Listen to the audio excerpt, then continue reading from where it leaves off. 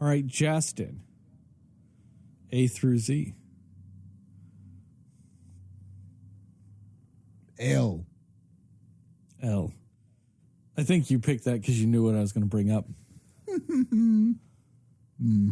Oh, Lizzo, Lizzo, Lizzo. Lizzo has been in the news lately, if anybody did not know, because she is being sued by 4 of her former backup dancers for a multitude of reasons, including religious harassment, sexual harassment, and what's the other one? Harsh working conditions or something like that. I didn't hear about the religious one. Yeah. Not from her. Because so it's not just her being sued. It is her production management company, or the company that handles like production management for her like live shows. And I don't think it's choreographer, but I think it's like dance coordinator or something like that. Like the person that hires backup dancers and is in charge of backup dancers and all that stuff. Yeah, it's like all of them are being sued. So the religious discrimination is from the lady, like I said, that was like the dance coordinator or something like that.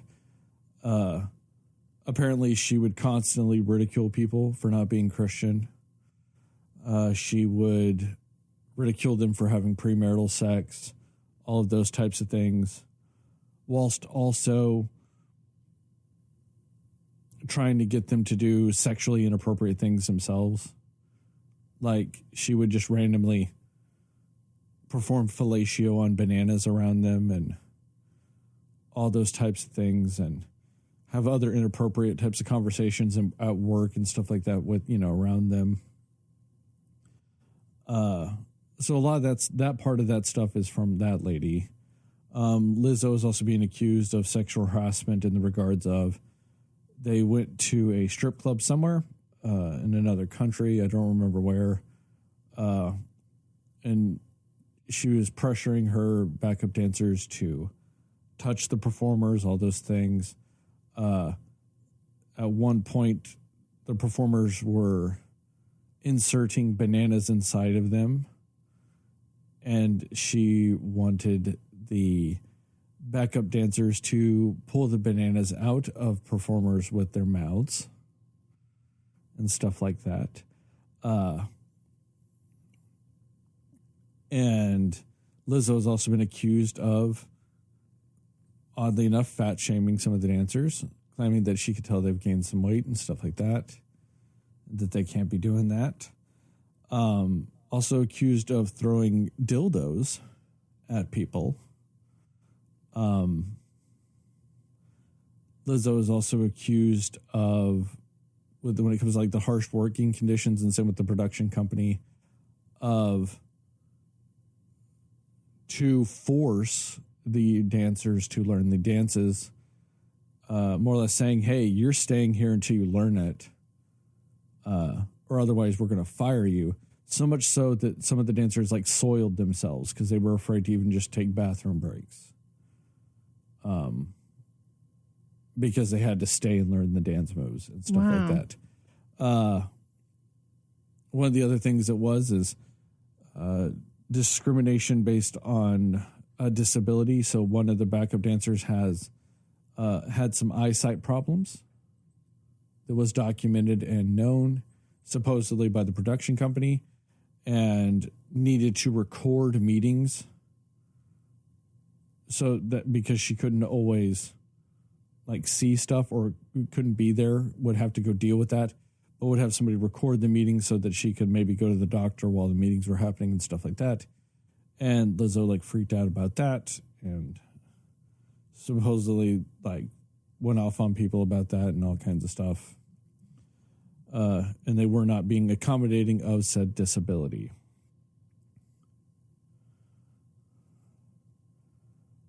Damn. Yeah.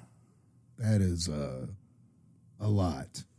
The most surprising one, though, although all of it's bad, but the fat shaming one just really threw me off. Like, I just thought of all people, See, that would not be something that she would, you've gained weight and being like, you can't be that heavy and dance and stuff like that. I just did not, of all things, I just didn't think that would be there. But that was like the most surprising one to me in a way, just because she has always kind of stood for, body positivity. Yeah. body positivity and stuff. So that was the biggest shocker. Very ironic, And from what I've seen, some people discussing that, where they think that comes into play is the fact that Lizzo has now been very successful for a while.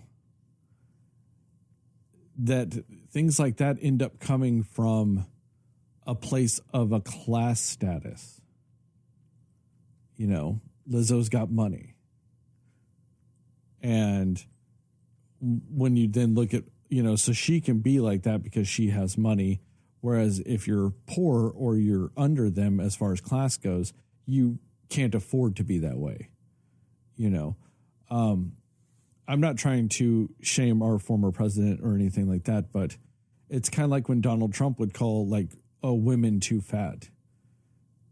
He wasn't in peak physical condition either. I mean, just to be honest about the situation, that's very much one of those situations of the pot calling a kettle black, and it's why it's a class situation.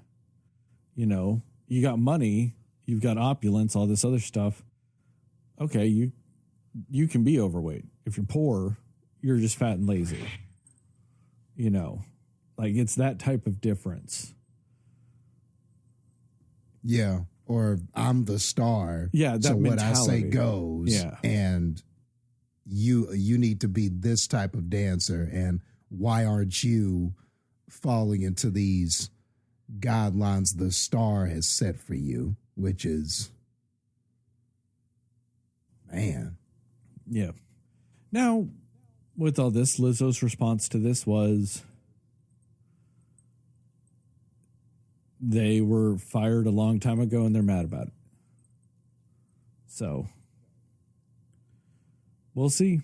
I mean, if you're going to have that amount, if you're going to claim that many things in a lawsuit, you have to have evidence of something. Yeah. So we'll see. We'll see where it goes. Yeah, we'll see. And to be fair to Lizzo, these are just accusations. Mm-hmm. They're as far as of right now, I have not seen any evidence of this, or that any evidence has directly been presented. But it's either going to be evidence comes out in a court case or evidence comes out behind closed doors and they settle it with some non-disclosures, and we never know. Those are really going to be the two outcomes, or no evidence comes out in a court case and nothing happens to Lizzo. Those are essentially the three outcomes of this. It's proven right, it's proven wrong, maybe somewhere in between. Or, like I said, it's proven behind closed doors where their lawyers go, look, we have this evidence. And Lizzo and her production company go, well, fuck. That's a lot of evidence. Here's this amount of money. Go away. Yeah. And you never want to also be we don't ever want to imply that we think that there's guilt before, like you said, any evidence or anything comes out. But man, it's always easier to do that when it's just one thing. It's really hard when it's well, who knows? Maybe she's innocent of, and then you got to pull a list out and name everything. It just, if it's just one thing from one person, all right, there is some, more gray area, but when it's 27 things from 4 people and all this other stuff, you're like, fuck, you almost end up feeling like best case scenario, 50% of it's true. Yeah. And then what 50% are you okay with? Yeah. You just can't help it. It's kind of like when, because I've been asked before, like, what's your favorite president? And I was like, man, that's really kind of hard to say, like, who my favorite president would be, because it's like, how much war crimes are you okay with? Yeah. Because they've all done some war crimes. It's just, how much war criming are you okay with? Like, you know, and when it comes to certain things like presidents, if you are to having to pick one, I mean, like I said, you have to acknowledge you're okay with at least a little bit of war crimes. Like, that's just the nature of the business at this point. That's essentially been every president since like 1812. Since at least this, you know, John Quincy Adams, there's just been constant war crimes. I'm sure there were war crimes before John Quincy too. I'm just saying, like, it's just, that's part of the role. Like, I'm surprised that's not in the presidential, like, oath, that you will commit as few war crimes as you can just be okay with. And then, like, you know, the person say, we understand that it won't be no war crimes. But then, I mean, this kind of brings back around the whole Jonathan Major situation. A lot of people have been, like, offering him vindication because the woman that accused him of battery has also been arrested for battery. And they're like, see, she was arrested for battery. Therefore, he is innocent of it. I'm like, they could also both be guilty of battery. That is very much a possibility. In fact, that would not surprise me if that is what is the true story.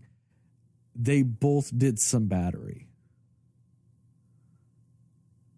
Yeah. Like, one person being guilty does not always mean the other person is innocent. Like, that's a weird legal standing that these people have. Well, this other person's guilty, therefore this person can't be guilty of the exact same thing. I mean, I know a lot of people said that there was vindication for Johnny Depp in the Amber Heard trial, and I'm like, no, he still sounds shitty. He still sounds like a terrible person. You know, I mean, just because Amber Heard came across as worse in the trial does not mean that Johnny Depp is just like an innocent little baby. Yep. Especially whenever you find out that a bunch of people that were fans of Johnny Depp or glad he was, you know, vindicated and all these other things tried to do a Freedom of Information Act to find out, like, to get court documents and stuff like that, to find out some of the other things that were brought up that we didn't necessarily see in the trial. And it comes out that Johnny Depp's legal team was trying to submit nude photos of Amber Heard as evidence, you know, all kinds of shit like that, which is incredibly shitty to do. You're essentially trying to do legal revenge porn in those situations, you know? And the judge was like, no, we're not doing this. Like, no, that has no bearing on the trial. Quit acting like that is necessary. Like, come on. That's not something a great human being and his lawyers do. And to me, one of the more disturbing things that Lizzo has done in light of these accusations and stuff like that is the lawyer she hired is the one that defended both Bill Cosby and Chris Brown. Oh, no. Ooh. That just seems messy. Yeah, that's a bad look. Like, you don't want that one.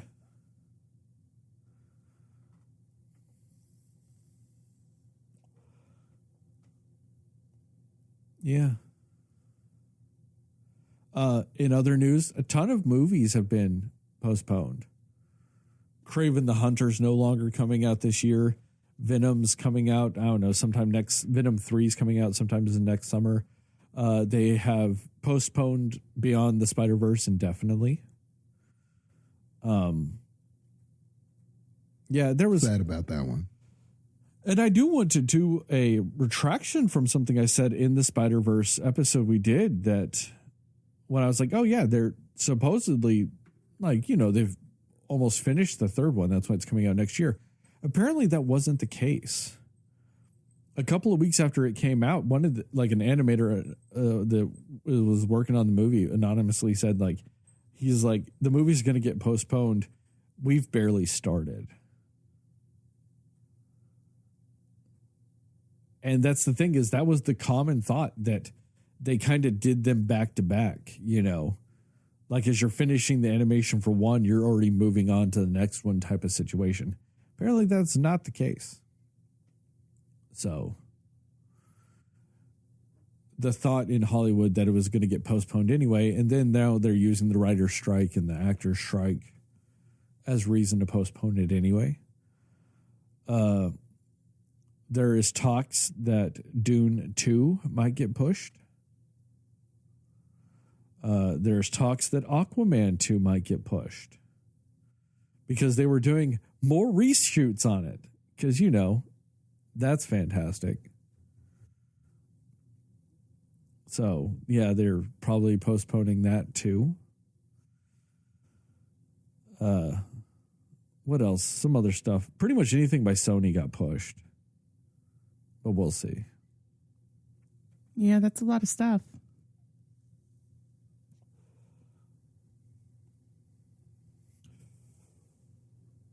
And in some positive strike news, Seth MacFarlane donated $1 million to the strike fund to help them go further. And in some actual, like, really good strike news, the head of the AMTPA, or whatever the fuck the studio group is called, has reached out to the head of the WGA asking for negotiations to resume. So that's a plus. Okay. So yeah, that's a good sign, because apparently they were, you know, the thought was they were going to wait them out, you know, just wait them till October and let everybody, you know, lose their houses, and then, you know, they can come back to the table then.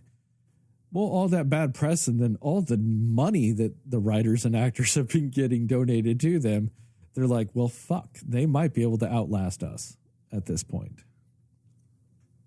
So that's some good news. Maybe these strikes will end soon. Right. Okay. Hopefully so. Any other news from you guys? I don't think so. No, nothing from me. Just that Lizzo stuff was the big one this week. But no, nothing that I can think of. On that note, here's the intro music.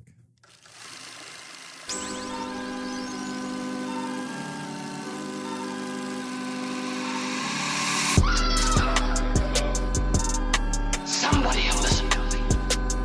Nobody knows anything but you. All right. Are you ready? Yes. Come on. Cinema Slayers. Hey, Cinefans, and welcome back to another episode of the Cinema Slayers podcast. I am Sterling, and as always, I'm joined by Heather and Jastin. And tonight, we are going to be talking about what we liked, didn't like, and everything in between with the new Australian horror movie, Talk to Me. We will go spoiler-free recommendations and scores, and then into a more spoiler-centric section with time codes in the description to allow you to jump around if you so require. And with all that, Heather, what are your spooktacular, spoiler-free thoughts about this here movie? Spooktacular. I don't know what the fuck I was doing at that point. I don't know. I went off the rails. I'm sorry, everybody.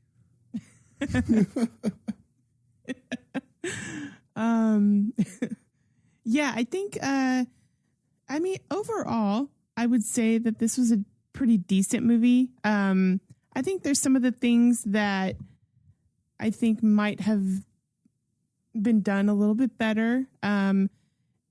It I mean, I don't know. There were a lot of parts of the movie that were uncomfortable to watch, a little disturbing to watch. But I do think that especially our lead character and the lead actress were really great. Super, super solid acting from her, I would say. And even the supporting cast, for the most part, I think did a really great job too.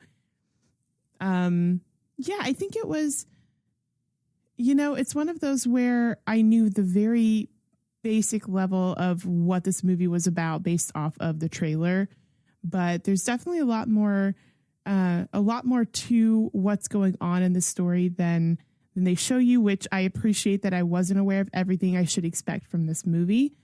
They have a really good creep factor to it. They have, I think this story is told in such a way that you're not really fully specifically rooting for just one person in this movie. At least I wasn't, but that's kind of, I think, a cool thing because you're seeing them all more as just very human, very flawed, very normal, in a sense, people.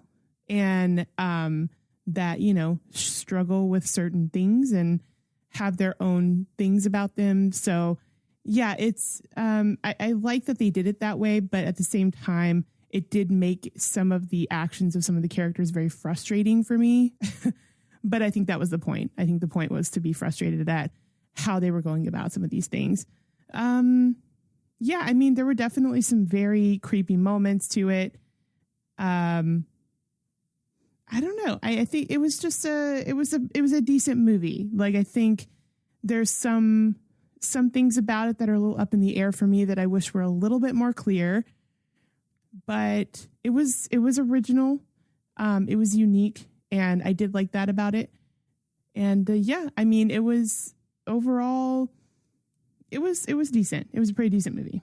Of the A24 movies, I mean, I wouldn't say it's the worst by any means.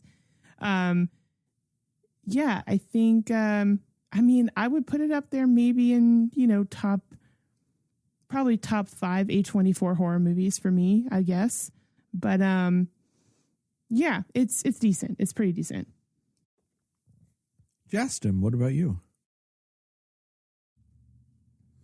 So when it comes to me, I really knew nothing about this movie going in, except for just that you guys had mentioned it. And I really don't remember if I saw a preview for this or not. I can't remember any previews that I saw for this. So I knew nothing. Now I did check before I saw the movie to just kind of see how people were reviewing it. And this has an incredibly high score. Like, it's like 94 or 95 on Tomatoes or whatever. And, people were raving about it. I watched some YouTube reviews and some non-spoiler stuff, and people were like raving about it. And I was like, could it really be that good? And after coming out of this, I think it is. I thought that this was more than a decent movie. I think that this is the best horror movie of 2023. I think it really is. Like, and we had some good ones so far this year. Evil Dead Rise, The Blackening. There have been some good horror movies that have come out, but to me, this is my kind of horror movie. This was excellent, if you ask me, like, with just everything that it was doing. Like, first of all, it takes a familiar concept of this artifact or this thing, this item that somehow connects us with the dead or whatever the case may be. And of course, it starts as a simple thing and then chaos ensues. So that may be like the basic concept of the story, but this is one of the most innovative, creative concepts with that story that I think I've ever seen. I just thought that this was such an innovative way to tell this story. So I was just blown away by how creative it was.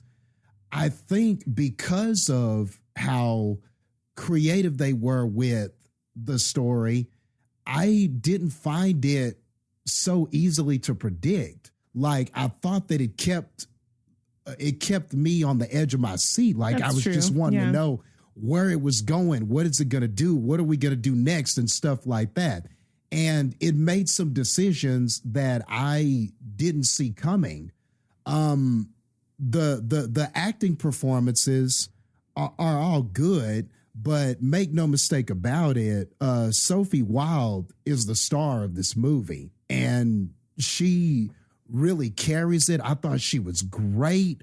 She was vulnerable when she needed to be. She was determined when she needed to be. She was desperate or depressed when she needed to be. Like, every emotion that character needed to kind of drive this story forward. And when you're going through and seeing all the decisions that she's making, I think all of it worked for me, just given what this character was doing.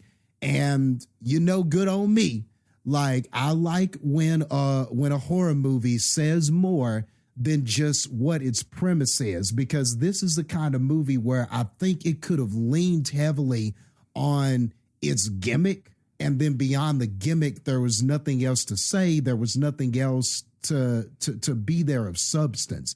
This is a movie that could have easily done that and probably could have skated by, to be honest with you. Like, to me, the idea and the execution of it is that creative.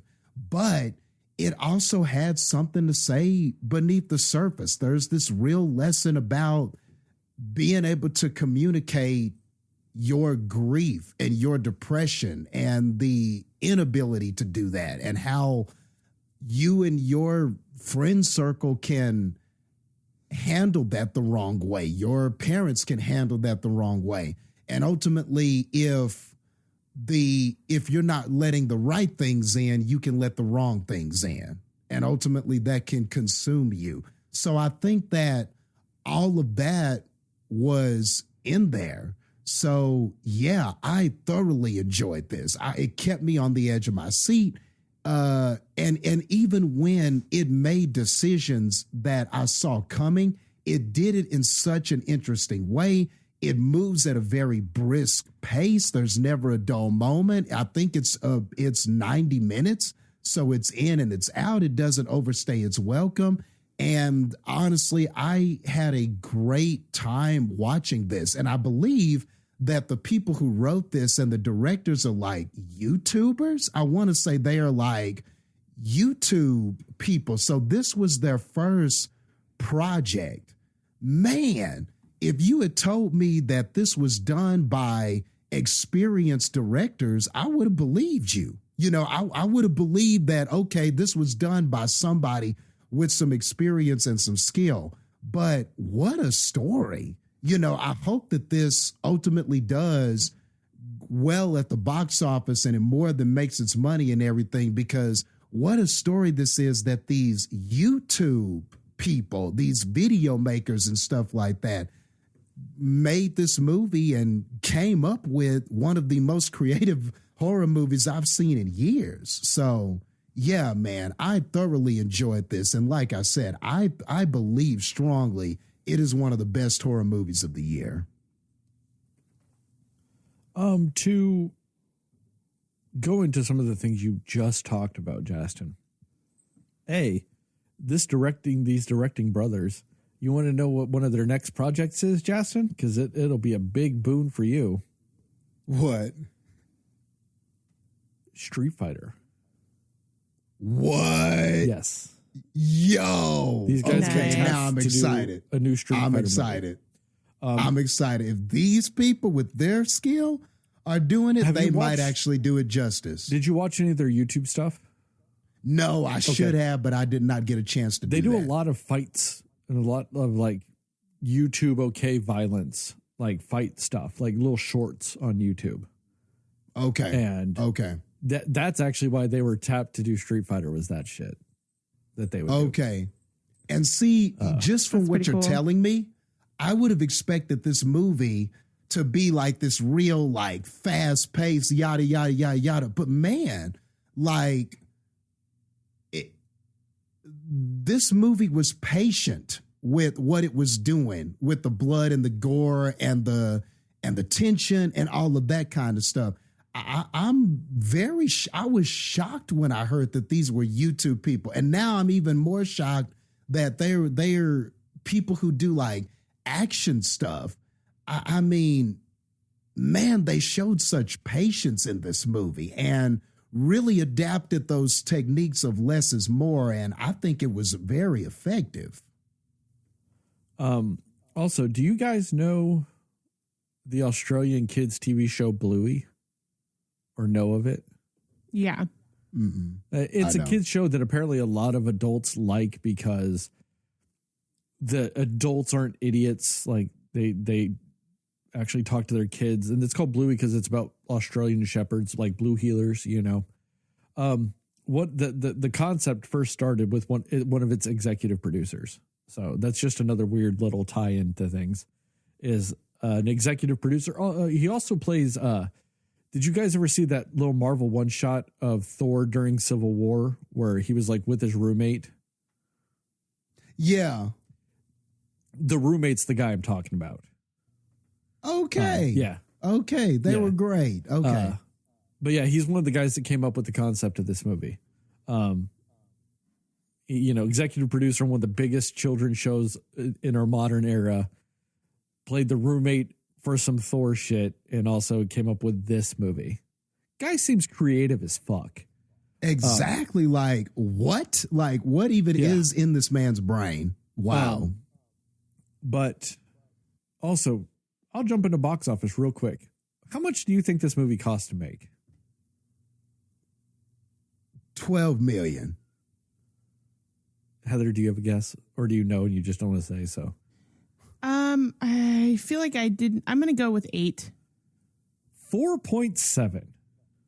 Whoa. This movie was made for 4.7 million. Got That's shown impressive. at the Adelaide Film Festival in Australia. Got a lot of buzz there. I think then it went to Cannes. Got a lot of buzz there. Ended up with a bidding war for distribution, and A24 won to, release it and whatnot. But yeah, $4.7 million movie, made 10 plus million opening weekend. It's probably going to get a sequel. Hell It doubled its budget opening weekend. Hey, they can pump, like they'll easily double the budget for the second one, give it way more marketing because it'll be fine. And this is to see it, man. This is what to see it. I've talked about before. When there's a reason why a lot of directors, when they're starting off and all this other stuff, do horror movies. Horror movies can be low fuck budget movies. Like, and then somehow this movie only costs like $2.7 million more than Pooh, Blood, and Honey. That's unreal. It looks crazy. Miles away. It looks so professional and good and everything. My goodness, man. This is like, this might be my crawl of this year. Jastin going with that hidden gem. It's not my hidden gem. Too bad. No, I'm bad. There's a movie right now. My hidden gem is this movie called Polite Society. Super good movie. It's really fucking great. Yeah, that's a movie that I haven't really seen anybody talk to. I went and saw it in theaters the weekend it came out. It's fucking fantastic. I'll talk to you more about it afterwards, Justin. Cool. All I'll say is it's in the normal place that you would go to watch movies I own. Is all I'm saying on that. But I thought this movie was really good. I'm not quite as high as you are, Jastin, and I think I'm still a little under you, Heather, but I did think it was really good. I think the problems I had with this movie had to be with the specificity. That's not how you say that word. Specificity. Yeah, that word. Of the rules for the artifact. Because it's this weird artifact of unknown origins, all this other shit, but they have shit timed down to the second as far as rules go. You know what I mean? It has all these things, and that part kind of bugged me because it's kind of up there with the rules for gremlins, where you're like, oh, if they get wet, they multiply. All right, that makes sense. You know, that's kind of universal. If they get hit by sunlight, they die. And like, okay, if they eat after midnight, does the magic have time zones? Does the magic understand daylight savings time? But then when does that part wear off? Because it's just after midnight. Theoretically, all time is after midnight. So when can they start eating? When you get that weirdly specific, it bothers me. Now, supposedly, and this is why I kind of want sequels for this movie, apparently they built a whole like lore Bible for this hand. And they were like, barely any of it's in this movie. So maybe if they go into a sequel and they do something, but like they actually hash out why those rules are there or all this other stuff, or maybe do a prequel that's like only like 5 years before of like people doing trial and error. Like, and that's how they figured it out. Like, oh, you were in it for this long, then that's bad. But I was only in it for this long and I'm okay. You know, something like that. Maybe I'll dig it because it's like 90 seconds. Well, if this thing's like 600 years old, what was 90 seconds back then? It's actually different than it is now. Like, you know what I mean? So that's why I end up getting bothered by this movie, is how specific they were about the rules of this item. Because I'm like, does it come with instructions? Like, what the fuck? Like that's what bothered me about this movie. And I understand that's a weird hang up, but I think it's a hang up that this movie invited by being as specific as it was. Now, outside of that, I did really enjoy this movie. I thought it effectively used tension. I thought it effectively used its timing. You know, it's right up there in my golden rule of why 90-minute movies are so fucking great to me. Because especially when you get to kind of some dumb shit. Like, this is kind of a dumb premise if you really break it down and all this other stuff. Like, you grab this artificial hand and you can see dead people, but they can get in you, but they don't get in you this way. It's kind of dumb a little bit.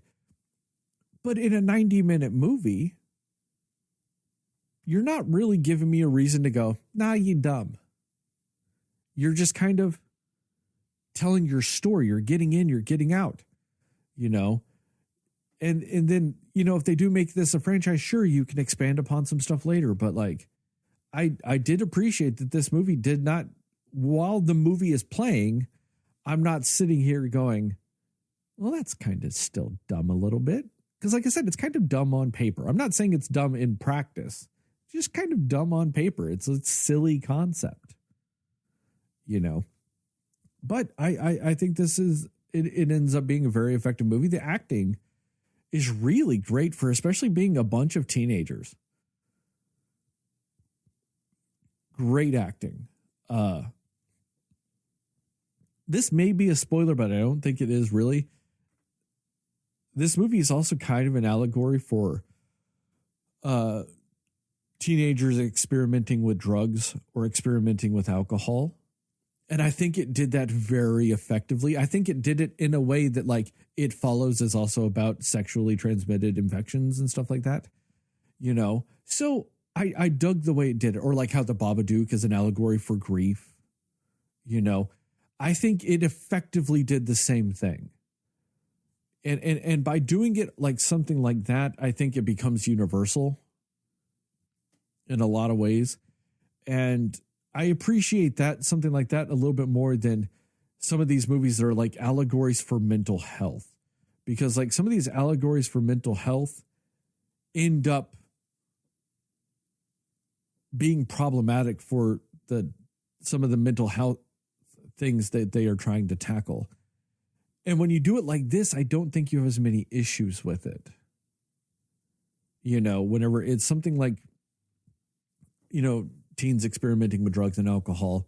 I think that that's a little bit safer because that's been something that's been an issue or is something that at least needs to have an open discussion, for a while and stuff like that. So I thought it was very effective in those ways. I like how this movie was not really CGI heavy. Most of the stuff in it was a practical effect, or if it was CGI or digitally enhanced or something like that, it's minute. It's not going like, oh, look at this ghost walk through this wall and do this shit. It's some camera angles. It's fuzzy shit. It's somebody in prosthetics. Like, it becomes a little bit more effective in that way. And I think something like monsters and ghosts and stuff like that, when you have a physical person there that's just modified with some prosthetics and makeup, or maybe just slightly hazed out, where they kind of fucking blur them and whatever they're using to edit the movie, it becomes really effective because then you get more presence and that possibility of imminent danger because you're giving the spirit a corporeal form, even if it's not physical. And I think that adds a lot of depth to everything. And I really kind of dug that in this movie. My cat is trying to break a door down. I don't know if anybody hears that, but I hear it. But my cat is trying to rip a door literally apart. And I think for the most part, the story was effective. Like I said, I have some tiny issues here and there, but I mean, overall, I've seen a lot worse A24 horror movies. I mean, this had all the makings of a potential Midsummer all over again, and it wasn't. I know Jastin liked Hereditary, but for me, I was dreading that it could be Hereditary all over again. I did enjoy this movie, though. I think just a little bit less than you guys, just because of the particular things that would give me or someone like me hang-ups that may not give you guys hang-ups. But I also give this movie credit because even though I had those hang-ups, this movie was able still to more or less win me over. I was still able to enjoy the movie. I was still able to not just think about my hang-ups the entire movie. This movie did give me other things to think about while I'm watching it. So I do also give this movie that credit too, for at least being able to push me beyond those things. Recommendations and scores? Yep. Recommendations and score. Jastin, go. Yeah, it's going to be a big recommend from me, especially if you're a horror fan. I mean, I don't think you can do better than this right now. Like in 2023, I think it's that good. It's a very creative concept. It's, like you said, a very relatable concept. It's easy to understand. It's easy to follow what's happening. You understand character motives and decisions based on what's going on and the story that they give you. So all of that is there. And like I said, it is so good at building tension and making you wait until, like, I felt like it was so good at making you wait, but you just knew something bad was coming. And when the moment happens, you were just like, damn, that was a good moment. Like they built to these moments so incredibly well. And like I said, just you talking about the budget of it and me thinking about the execution of the movie, they just did so much with less. And sometimes less is more. And I think that this just defines that. And I have always been a person who is a fan of horror movies like that. You know, that's what I liked about Evil Dead Rise, was that it didn't have to go super over the top with the gore. Though that is a tradition of the franchise, they toned it down because it better match the tone of the story. Well, this is kind of in a similar light. it's not like it's just a bloodbath gore fest, but the gore is calculated and it's very methodical when it uses its moments. It's very methodical how it builds the tension. It's very precise, maybe is even a better word. Precise. Everything was so precise, and it just hit almost every bullseye by the time I got to the end of it. It's like everything it wanted to do, everything it tried to execute, it almost just executed everything flawlessly with just maybe a few misses here and there. But damn, you look at but you know, it's like you at the shooting range, and when you bring the aimer up to you and see how well you did, you hit the target almost every time, you know. And I think that that's the mark of a very good film, and that's what makes this a very good film. It came in, it had a fresh, interesting concept that made it feel new and adventurous and just a lot of fun. It had some amazing fun with the premise, and then it was done and you were out of there. So I think if you're just looking for a good 90 minutes to go to a movie, I think that this is worth it. And I think also experience it in the theater, getting it with the surround sound and getting it with and being in there with people and hearing people scream and hearing people.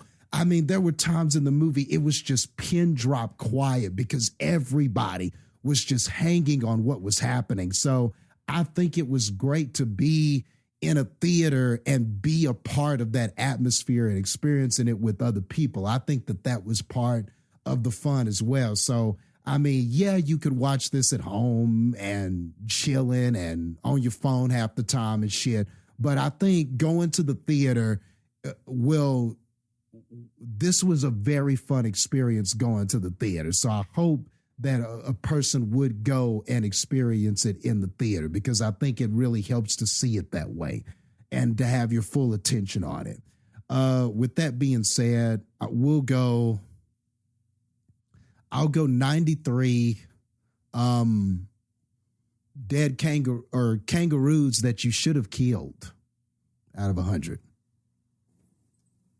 Heather, what about you? Yeah, I mean, I think that I would recommend this, especially to horror movie fans. I think that it's a unique horror film, and I think that that is to be appreciated.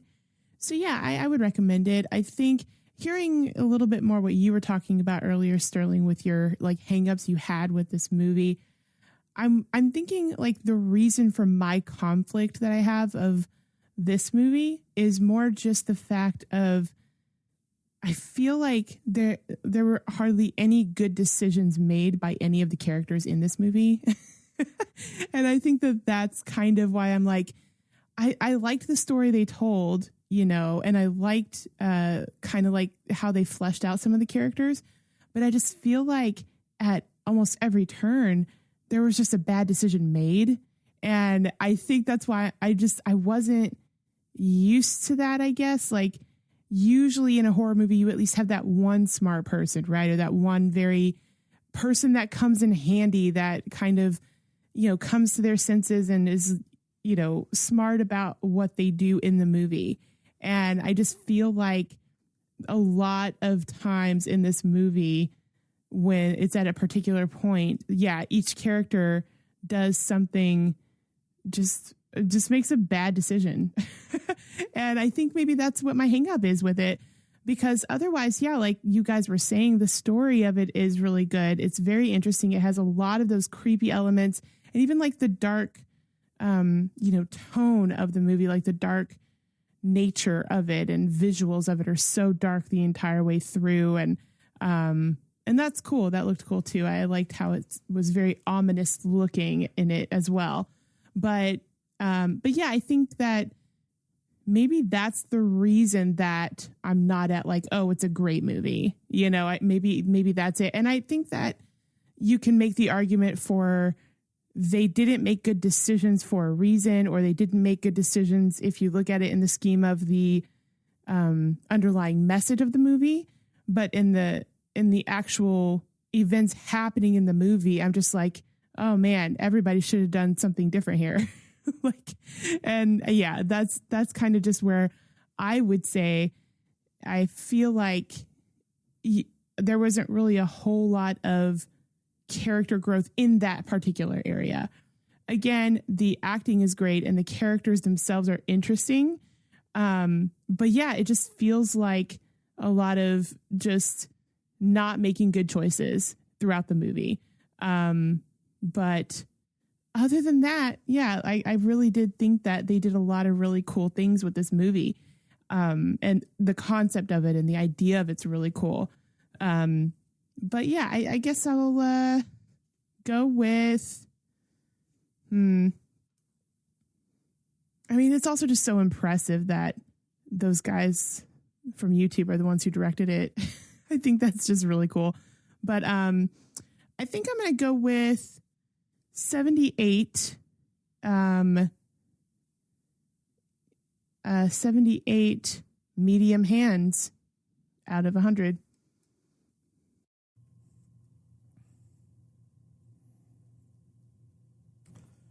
I think I didn't have issues like you did, I guess, Heather, with like some of the decisions and stuff. I think they made sense for at least having them be teenagers. And also, like I said, the allegory aspects of it, I think kind of settled some of those for me. But then I have my own, Sterling hangups. But overall, I think it's an impressively made movie. I think it's well paced. I think it's got a great time because I think technically the runtime is 93 minutes. Super fantastic. I think the visuals were very good. I thought they had some very unique shots in it. I agree with you, Jastin. I think they used the gore really effectively in this movie. Inappropriately for what kind of movie this is. And I think that I like the fact that they went more along the lines, I guess, of ghosts in this and didn't lean too much on the whole idea of demon possession, because I think that that's such a common thing that, I mean, fuck, we're getting another Exorcist movie this year. I mean, it's, demon possession's just so vogue. And yeah, I'm glad they didn't go that route. And in return, I think it pays off in this movie because I think that that's how it separates itself from these other movies and stuff like that. And overall, I did enjoy it. I thought I was going to be the lowest person here with my score. Apparently, Heather wanted to swoop in. Oh. And just be like, oh, fuck you, Sterling. I'm going to go lower than you. What's happening here? I don't know how I feel about this. What'd you end up giving it? I'm sorry, like a 78? 78. Right? Yeah. I'm giving it an 82. 82 horny ghosts that love to suck some toes out of 100. Okay. Oh man, I fucked all this up. Okay, 78 plus, and you gave it a 93, right, Jastin? Yep. Okay, so the overall Cinescore for this movie is an 84. I like that. Spoilers? Yeah. Yep. Spoilers.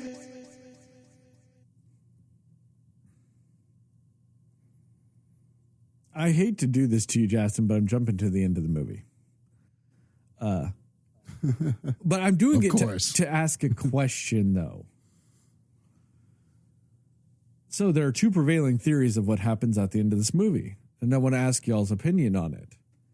Do you think Mia jumped? Or do you think that the sister pushed Mia to save Riley? Because both possibilities are there. My thought was that she jumped. Same. And I think if you connect, when you look at what happened in the narrative, I think most of it supports that she jumped. the one thing I like about I think she jumped too. But the thing I like about it is the outcome of the movie actually does not change either way. Yeah. Like it actually doesn't affect the narrative. So in those ways, Yeah, that's cool. when it is vague like that, but it doesn't affect the overall outcome of the story, to me, that's when writers are being vague, or directors or writers, whoever, are being vague to allow for audience interpretation. That's when I feel it. When the narrative isn't completely impacted by you being vague. So that's why I think in this instance, when it's insanely vague and you don't actually know because you don't see it actually happen, I'm fine with it because either way, the movie ends the same way. Like, because it's only like 30 more seconds till the end of the movie, you know, but doesn't change the end. It actually is the same end. And I think that's why I'm fine with it. Now, further question. It's funny. No, go ahead. I will say just real quick on that. I actually was reading some articles about this movie earlier this week, and one of them actually did say, oh, yeah, the sister pushed her. And then the other article said, oh, she jumped before the sister could save them. So it's interesting that even articles being written about this are having different takes on that. And honestly, like I didn't even consider the fact that the sister might have pushed her until, you know, talking about it earlier this week and seeing that article. And I was like, it could have happened. That could have been what it was. It's just not, I think kind of like what Jastin said, I think what's happening right before that, especially, and everything unfolding in this, it makes more sense if she jumped and sacrificed herself. But yeah, it was just interesting to me that two different articles had very different takes on the ending.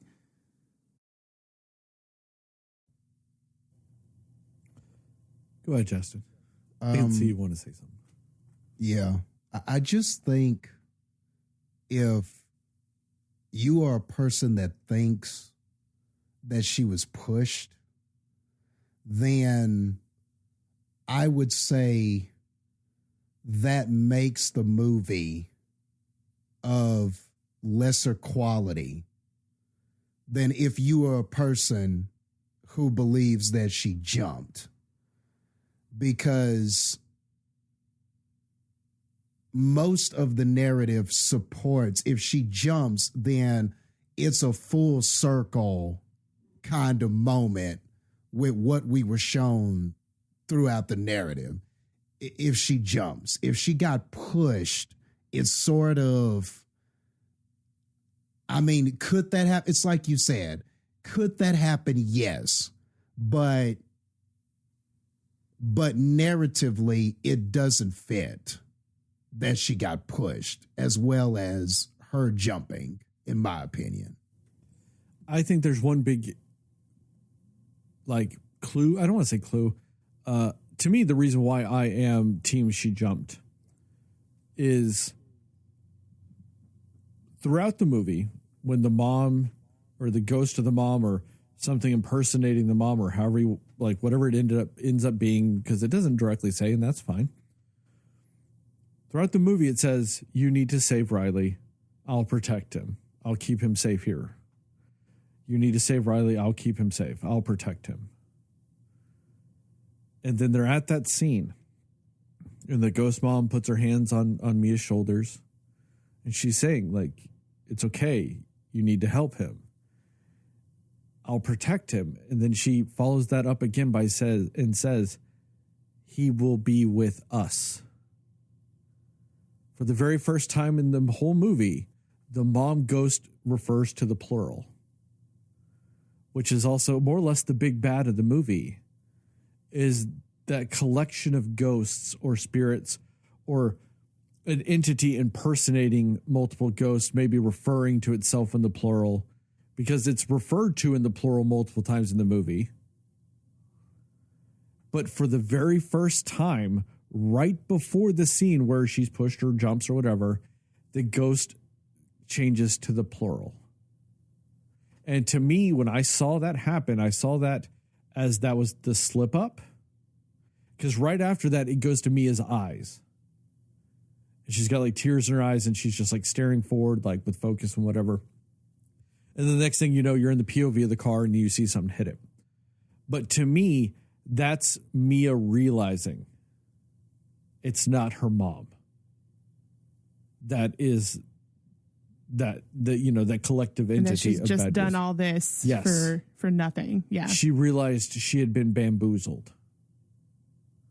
And at that point, the only way to save herself, to save Riley, to save everybody is to jump. Because she has been so corrupted, she thinks she has killed her dad. She was about to kill Riley again, or try to kill Riley, all these things. That she realized she was so corrupted at that point that there was no redemption. And that's why I'm on team she jumped. Is I did pick up on that because she says he will be with us. Or something like that. I mean, maybe I'm getting the word wrong, but I know at that point it refers to the referral or to the plural. And that's something that Ghost and they had not done the whole movie. And to me, that was like a really cool little clue, like a really cool moment of that Ghost slipping up at that moment. To me, that was also the tell that that's not her mom. It's just impersonating the mom. You know? But Yeah. that's one of those like little tiny details I super loved. In this movie. That's a very good observation. Like because that spirit definitely said that. So yeah, that's a good observation. I like that. Because I was actually up until that point thinking, oh, she's gonna kill this kid like for the demons. Like I was in on the, she's being tricked. You know what I mean? Like I was in on that. And I actually thought the movie was going to kill the kid as a part of like, the sacrifice they wanted or however you want to word it to like, condemn him to them. And I was like, oh, the movie's going to do it. This kid's going to be like tortured and, by these evil spirits just because Mia's dumb. I was like, that's really fun. I was actually really kind of amped for that in a morbid way. Because I was like, movies don't end like this. I was up for it, But I don't hate this ending. Like I said, because it becomes a twist ending that's like the characters in, you know what I mean? It becomes like that realization ending, And I think that's why I'm still okay with this ending, even though I was really kind of digging that it's going to be a super fucked ending. But no, I just really kind of dug that. I was like, you said that. I did that whole dog thing of like, I'm like watching the movie and I tilted my head a little bit. I'm like, she just went plural, didn't she? Huh. Mysterious. But I guess what I'll do real quick, I know, Jastin, that you aren't the biggest fan of me always jumping to the ending sometimes, but I had the questions to ask with this one. That's why I did that. It's all good. I don't care. It's just, You're used to it I by just now. noticed that that's what you do. Yes. But you did say it sometimes throws you off a little bit because like you always end up thinking of it like beginning to end. And then I'm just in there going, fuck all this. We're starting at the end of the movie and then we'll go back. But no, I had the questions that there was more of a reason for it instead of me just arbitrarily going into the movie. I guess I get so excited about spoilers that I'm going always to the biggest spoiler of the whole movie, the end. Every time I'm like, oh, let's go to the biggest spoiler. But no, with this movie, I really dug, like I was saying, the aspects of it that, like I said, were an allegory for teen drug or alcohol use. Because I liked how this was essentially a version of a party drug. You go to a party, you do it, but everybody's like, oh, but don't do it too much. It's fine. Just do a little bit. Don't do too much. It's fine. But as is the case with with humans in real life and all these other things. Yeah, you could be at a party where everybody's drinking or people are doing drugs and all this other stuff, and everybody's fine. But also have one person that might be a little susceptible to it. Might have a family history of abuse, or might have, genetically speaking, a precondition to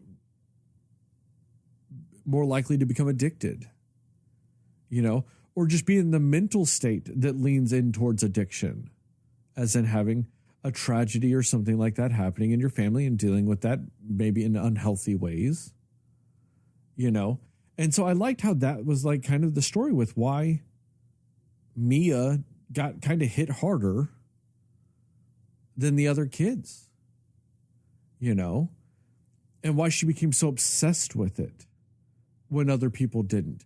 Other people were able to use it and be fine. And then, they could go 2 weeks and they're like, yeah, I'll do it again. That's fine. But she did it, and she needed it the next day. She needed it the next, 2 days. She needed it constantly from that point on. I liked that because it kind of shows that the reality of sometimes how addiction is. A ton of people could be drinking. Yeah, one of them's an alcoholic, even if they're just starting. They don't know it yet. They don't realize it yet. That's right now they're just drinking with their friends. But that is the beginning of being an alcoholic.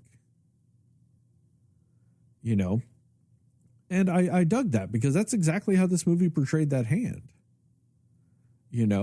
And then I really liked it whenever it came to Riley using it. Because everybody's like, no, you're a kid. You're too young to do this.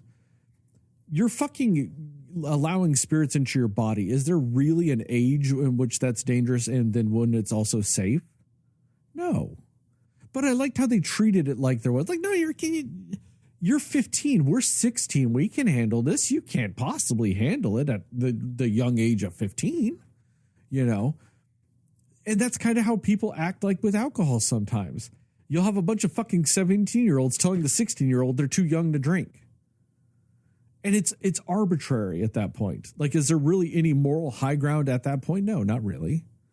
And then I like the fact that Mia, who is an alcoholic, like essentially the alcoholic or the drug user point of view in this movie, was like, hey, he's like, Mia, come on, let me do it just a little bit.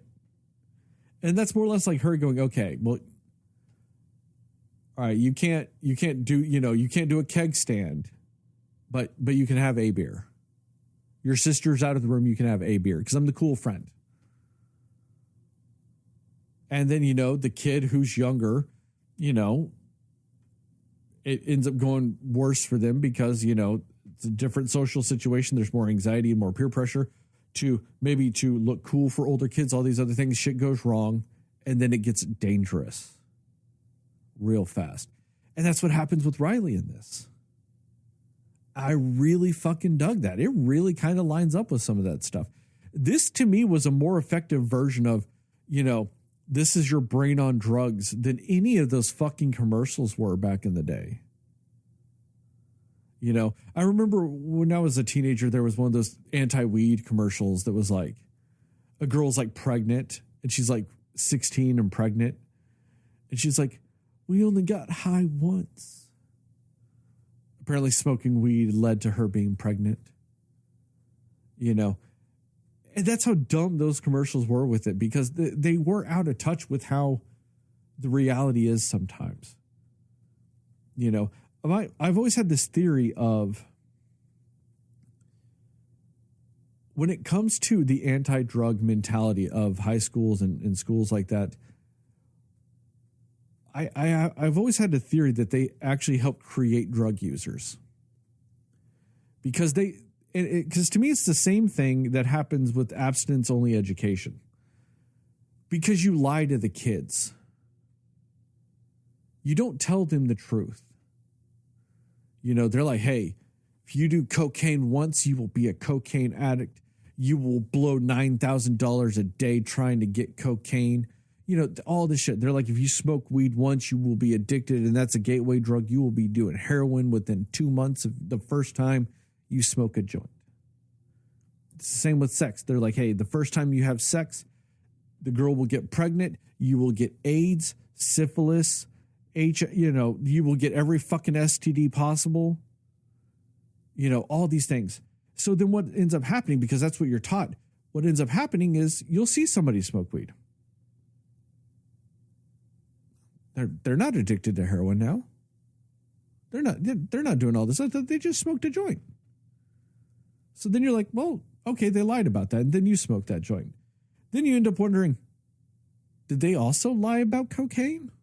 Then maybe you do some coke. Like, you end up wondering, what else did they lie about? It's the same with like sex. Like, the first time you have sex and it turns out you don't have any STDs and nobody's pregnant, you're like, well, fuck.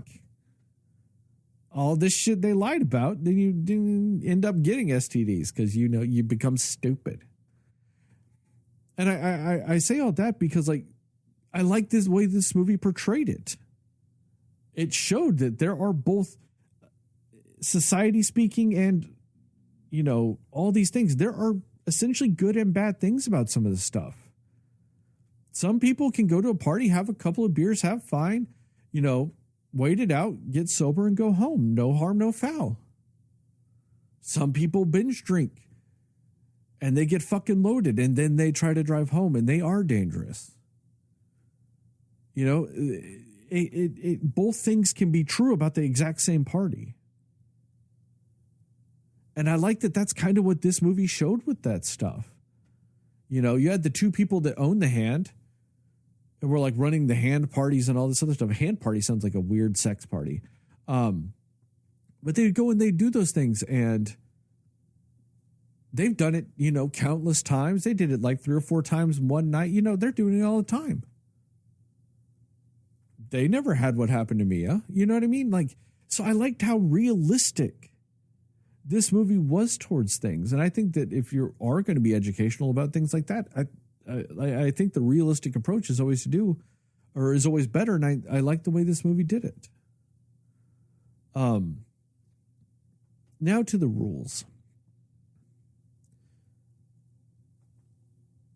Where I think it bothers me is the lighting the candle and blowing out the candle aspect of the rules. I don't think bothered me. Because like candle symbology, when it comes to occult or spirits and all these other things, isn't that out there. Seances, you light a bunch of candles to open the door to the spirit realm, all these things. So the candle part didn't bother me, even though it's still very specific, that didn't bother me. What did bother me, like I said, was the whole 90 seconds is fine. Because that's a universal rule. 90 seconds is fine. Everybody's fine for 90 seconds. All this other stuff. They showed in this movie that Riley wasn't fine in 90 seconds. But but I'm willing to chalk that up to them. They don't actually know. That's just like the rules they're using. And then they came across somebody that wasn't. That's kind of fair. But how did they know what phrases to say? These were very specific phrases. That whole talk to me and I let you in. Those are very specific phrases. That if this thing is passed down for decades and all this other stuff, the game of telephone alone dictates that those phrases would have gotten messed up by this point and nobody would be able to use them. Yeah, that's true. I just want to know how they get to these phrases. How do they know? Now, I do think there might be some simple explanations in the movie or in future movies. It could be that because there is a bunch of writing all over the hands. Or all over the hand and maybe the other one. I don't know. You don't really see it much, but it could actually kind of list it all out. It could just say all over the hand in maybe multiple languages, talk to me and I let you in all these languages and all these things. And maybe through trial and error, somebody figured it out. That's kind of fair. But for this movie, they don't really spell that out. And with the sheer specificity, I can't say that word to save my life. It's kind of like if I have to spell the word necessary, I can never do it. But when they get that specific with these phrases, That's just weird to me. That this is something that can be passed along. You know, but it has that specific phrasing. That bothers me a little bit. And that was one of my hangups with it. How controlled the wording was on some of those things. Bothered me. I guess one final question. Once again, gonna fuck with Jastin a little bit. I'm gonna jump back to the ending of the movie. Back to the ultimate ending of the movie. What hand do you think is that they have in Greece?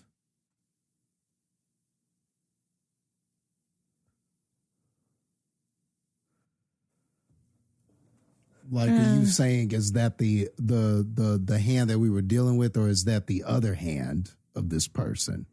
I mean, to me, there's three possibilities. It's the same hand, it's the other hand, or it's just a different hand. Because like theory, a different medium's hand or something. Well, but that's the thing, is they don't actually know what the hand is from. That's just the theory they have or the story they heard or whatever. It could be something else entirely. There could be 10,000 hands running around for all we know. But I'm just asking, like, what do you think? Do you think it's the other hand? Like, let's just say that the lore was right, or their version of the lore was right, that there was, both hands. Or, so do you think it's the other hand? Do you think it's just a different hand in general? Or do you think it's the same hand?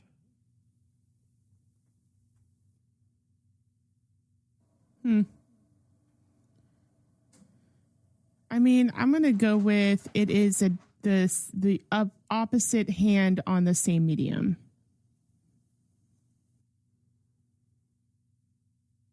Yeah. I mean, I don't know if it really makes much of a difference given what happened, but I mean, just entertaining the question, I mean, I would say it was probably the other hand. Like, if we were dealing with the right hand the whole time, then maybe that was the left. And since we were in a different place, we were overseas somewhere. And if you go by the theory that the movie gave you, which is that this was from someone that these were the hands of somebody who could make that connection with the ghost world or whatever, I would just assume it's one body, and that's another hand in another place, I think. I hope if they make a sequel, that's what it is. Yeah. Because I don't like the idea of a hand in Australia that these kids know they need to destroy would somehow end up in Greece. Because, I mean, I'm assuming it's in Greece because they're speaking Greek. So, yeah, that would bother me if the Australian hand ended up in Greece. Because that's a trip. But if it's the other hand, I actually kind of like that idea. I like the fact that it's all wrong. And there's dozens of hands all over the place. That's my own theory. I like that idea. Jastin, spoilers, go. All right. So kind of what you were talking about with just this concept. And I loved all of that. I loved the whole drug use allegory. And I just like the idea of, because anytime you have a film like this, and don't get it twisted, there's been many of films like this where you have an artifact, or we're playing a game, or we're playing, why does the Ouija board allow you to connect with the spirit? Like, we see these things a lot, like these items or these artifacts that allow you to somehow tap into another world, the spirit world, another dimension, etc.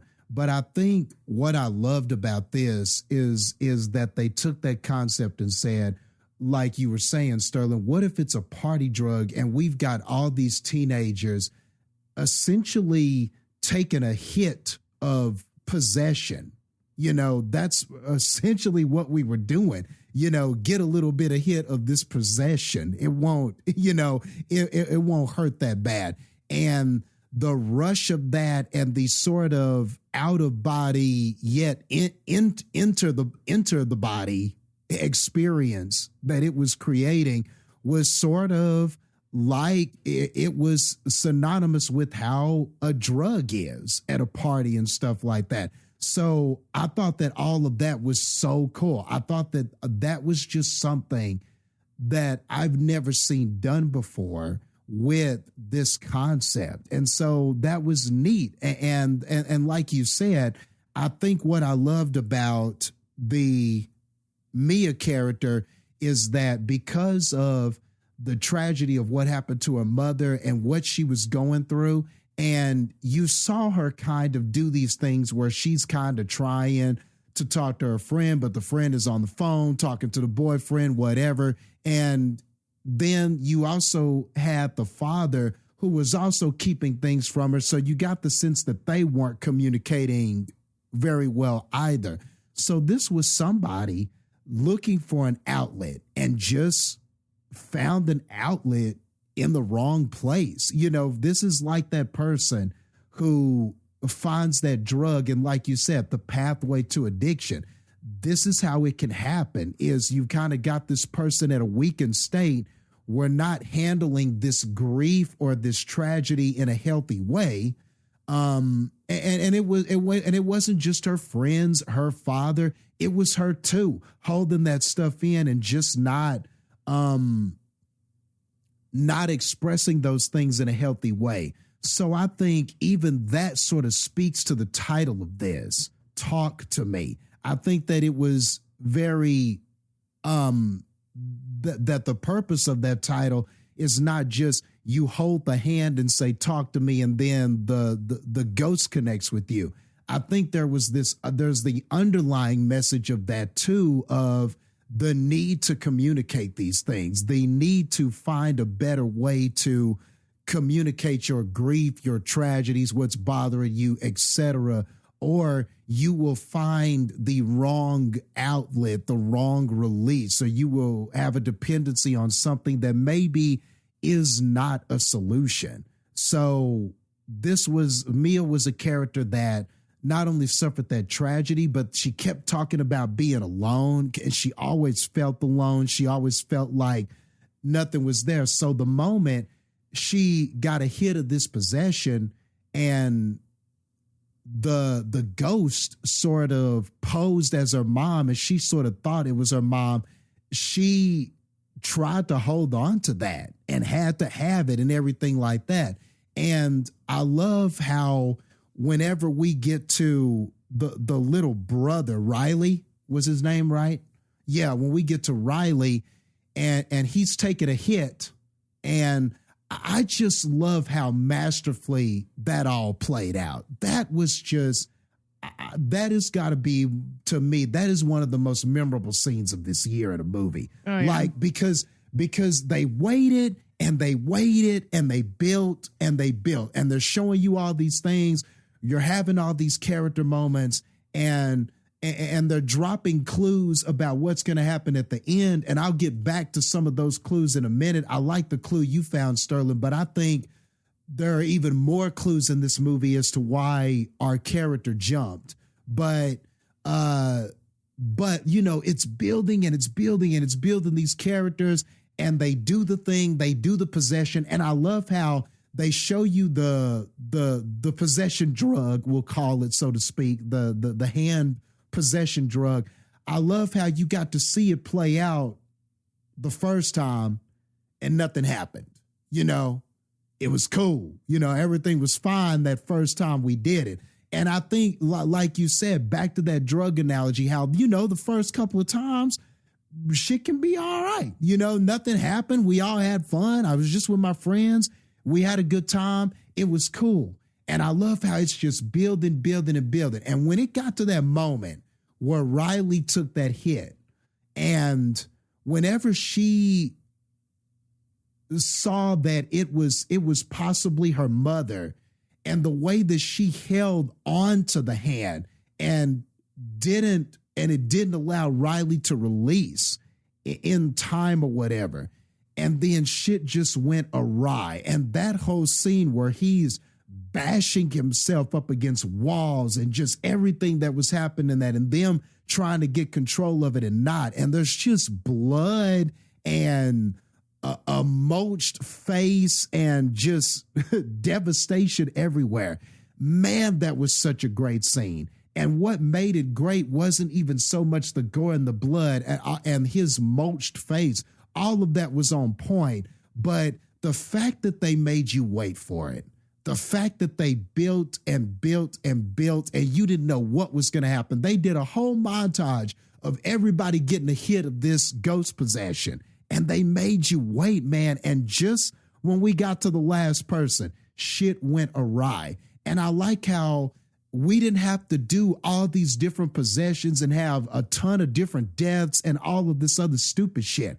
That one was so impactful to our characters. You know, we saw how it affected the mom. We saw how it affected the sister. We saw how it affected Mia. That one event was so great because it drove the rest of the movie, and you didn't need this high ass body count or all this stupid shit that a lot of these horror movies think you need. That one event was so good. It was so great how they built to it. But then the aftermath of it leads to these character paths and these character journeys, and it all spans from that one event. And if that is not mastery of how you can make one incident, and nobody died, the kid was still alive, like that to me is masterful storytelling. You got the gore, you got the violence of the scene and everything like that, but it was so impactful not only in the moment, but as the movie went on. Tell me what scene in a horror movie has been that effective with just one scene where we had a victim that didn't even die. Well, that's a very good point, though, Jastin, that you bring up. That, like, I guess I didn't connect with this, that most horror movies, especially when they deal with teenagers, end up going like the Final Destination route, where they're getting picked off one by one throughout the movie. And that's what's creating the tension and all this other stuff, is that inevitability of death, or that you're next with death, all of those things. This movie really is centered around saving the one person from just not dying. Like, exactly, they were badly injured, and just let's save them from dying. That's a very good point that I did not.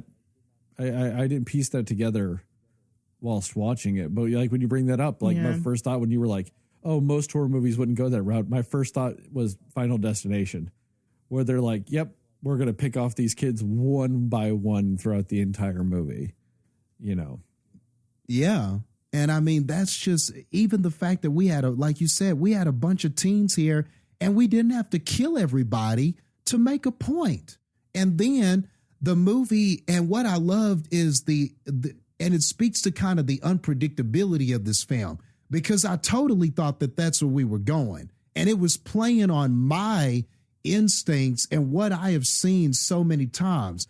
But oddly, it becomes sort of this mystery thing of, okay, is that her mom or is it not her mom? Does the spirit mean well or does it not mean well? There's even parts where it sort of becomes, okay, what exactly are we dealing with? Is she possessed still, or is she not? Like, what is happening? So it even sort of becomes that, where we're just kind of trying to figure out, okay, what is the motive of what's happened and everything like that. So I just thought that it was such effective storytelling. Like, it's a horror movie just quite unlike anything I've seen in just a long ass time. And so as we're telling this story, and Mia's all apologetic and everything, and I just like how still that dependency on, oh, I saw my mother, or, oh, this is solving my problem. This thing that is not my mom that I think is my mom is solving my problem. And like you said, Sterling, I got to get more of that. I got to connect again. I got to keep holding on to that because this is what I've been needing. And it just wasn't, it just wasn't what the character needed, but you understood how desperate this character was and why she thought that is what she needed. So I loved all of that. And just even like the little shit that you think they were going to do, they just didn't. Like whenever she's talking to her friend's boyfriend and they decide, okay, we're going to come back to my place together and all of that stuff. And instantly you're like, man, are they really going to do this? Or is she going to fuck the boyfriend? Like, is that really about to happen? Right. And, and it's the most low hanging fruit, but but I like how the movie had no plan to do that, but I like how they set you up. I like how they are using these tropes and using these little things to make you think where things are going. And nope, we didn't get any sex. We got somebody waking up to sucking toes and shit, I like the way they did that too, where she was watching that ghost do it. Mm-hmm. But in reality, it was the ghost through her doing it. Yeah. Like I like the way that happened. Yeah. And it's set up for us. And that's the thing. It wasn't just like a gross sucking toes. That sets up. Now we understand how this ghost is manipulating her. That's what that scene was for. And on top of that, it was really disturbing because it wasn't just like I'm going to suck on a toe. She had his whole fucking foot in his mouth. So like, I like the fact that it crazy. went like that. It went really disturbing with that too. Like it went to the most unsexy version of that. Like, because for some people that is a sexy thing. I don't personally subscribe to that, but some people it is. I like that they just went Quentin Tarantino. Yeah, but they just went, fuck all that. This is the most unsexy version of this. She is filleting his whole foot. Yeah. Yeah. And so, and the funny thing about the comedy, it also lended itself to some of the comedy because when the girlfriend finds out and goes, what the fuck? That got a laugh out of everybody in the theater. Like, right. and that was the thing too. Like you would have, it wasn't like, oh, this is a comedy bit. You know what I mean? I don't think there was one single thing like that in this movie. Yet I laughed at some of the parts of this movie at how characters were reacting because they were real reactions, just stuff that a person would say that you imagine a person would say, or something a mom might say or might do in the situation. So there were parts where it got laughs out of me, not because, oh, this is the funny joke and I'm supposed to laugh. I was just laughing because characters were saying some shit I would imagine, like when the mom is like, look, if y'all are having some kind of party and she just did not believe them and she just kept egging them on. I really liked that scene. Yeah, that shit was great. Like, and how she was like, her vagina off limits to you and all of that kind of stuff. Just, when she felt like they weren't being honest with her, she went just straight blunt with it and was like, nah, man, we're not having this shit. So that was some shit I could see a mom doing. So it was funny, but it was funny because it felt real. It felt natural. It didn't feel like, oh, this movie is trying to make me laugh in this moment. So even those moments I thought in this movie were very good. And so by the time we got to the end, and it's happening, I just love the situation that this put me in and the feelings that I was having, because I was like, oh my God, what is going to happen? Is the sister going to get there in time? Is she really about to kill Riley? Are they going to be able to stop her? And if they stop her, how are they going to get rid of this ghost that's manipulating her? Like, are they going to have to get the hand? What's going to happen? Like I was just, it had me because I really didn't know how they were going to resolve this or how this was going to go. But I rest assured in the fact that she jumped because of a couple of different things. The very first scene that we saw with Duckett. Was that the name of the boy that killed himself? Foreshadowing in the first scene. He is sitting there in the bed at the party, and we find out a little later, but at that moment, he's there because he had been possessed by this ghost from doing the talk to me stuff and couldn't shake it, couldn't get rid of it. And what does Duckett do?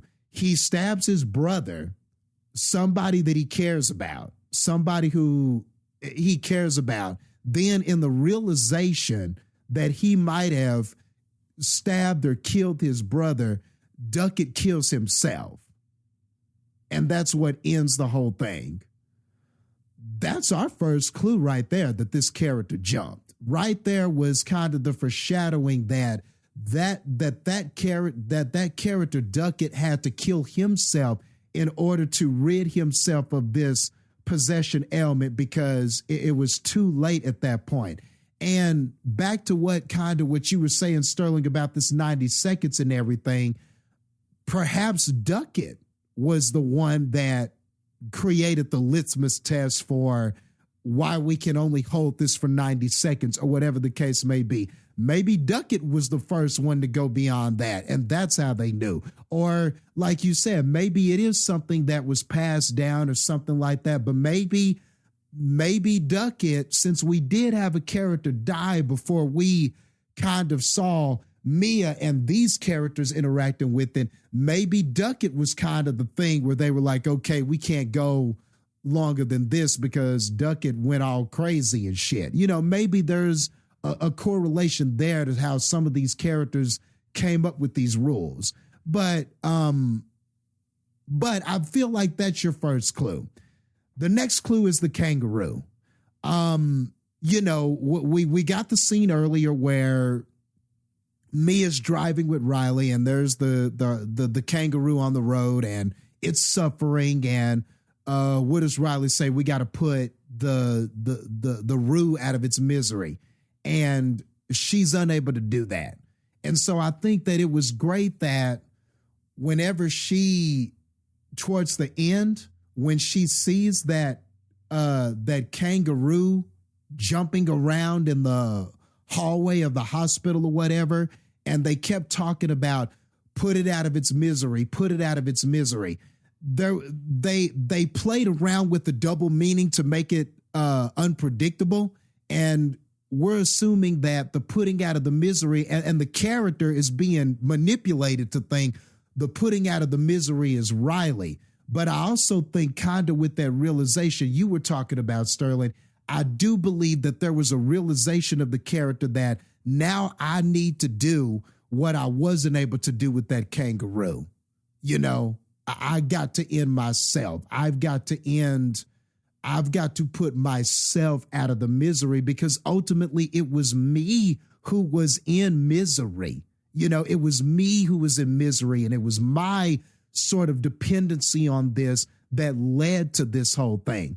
Also, the heartfelt talk that she had with the mom, and the mom was like, you know, I'm glad that you're here because ultimately you're like a brother you're like a sister to Riley, and you would do the right thing. You know, you're here, and I know that if you're here, you would protect him. He would feel good knowing that you were here. And I also think that was a clue too, that in the heat of that in the midnight hour, that this character would come back to that and would make the right decision to save him. So I have to believe, because of all of that it showed earlier, and because of those talks and everything that it showed me with the kangaroo and the character at the beginning, that she jumped to ultimately save him. And so whenever she wakes up as a ghost and we see that Riley is released from the hospital, we see that the father did not die. He was saved.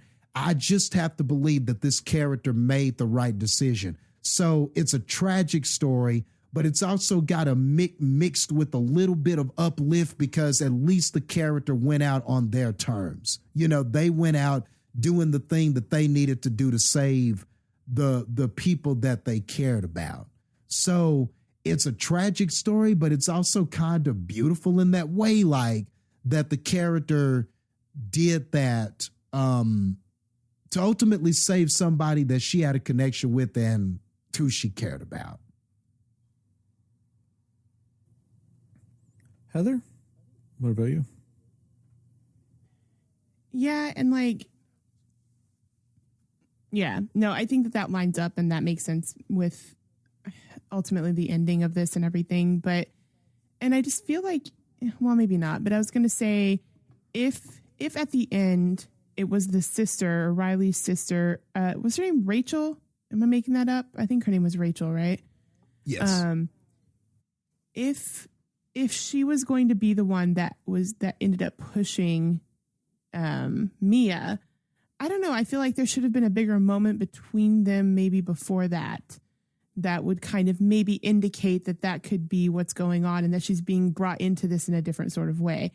But yeah, so I mean, and either way, I kind of like what Sterling said earlier. The outcome is no different either way, whichever way you believe it to happen. Still, everything that happened would have happened. One thing I did want to say about the ending, like the very ending after Mia is dead, and then she wakes up when she sees the group of guys, you know, like they're holding a hand, essentially the other hand we're assuming of the medium in Greece. My question is, unless I'm just like misunderstanding how this works, it looked like all of the guys in that room could see her when he was touching hands with her. And I feel like that's not something that happened in any other part of them, you know, reaching out onto the hand. Because it was like only Mia could see whatever ghost she was seeing, right? Or only the person who is holding that hand can see that ghost. But it looked like at the end of the movie, with all of the guys that she sees in front of her, that they're all able to see her. So I didn't know if anybody else noticed that, or if we feel like that was intentional, or if maybe that was just, you know, they goofed up. I don't know. But I noticed that, and I was just kind of curious. I was like, why would they all be able to see her? Because that's not how it worked, you know, when they played the game for the entire movie. Unless, again, I guess it could be another indicator that it is a different hand, right? Because maybe there's different rules for it. Maybe there's a different scenario that has to happen for whatever other hand that they might have at the time. So, yeah, I don't know if you guys have any thoughts on that, but that was one of my questions I had about the ending of this movie.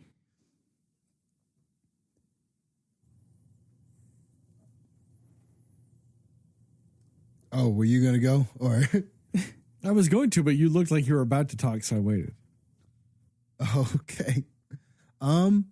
I can't say for certain that everybody in the room saw her.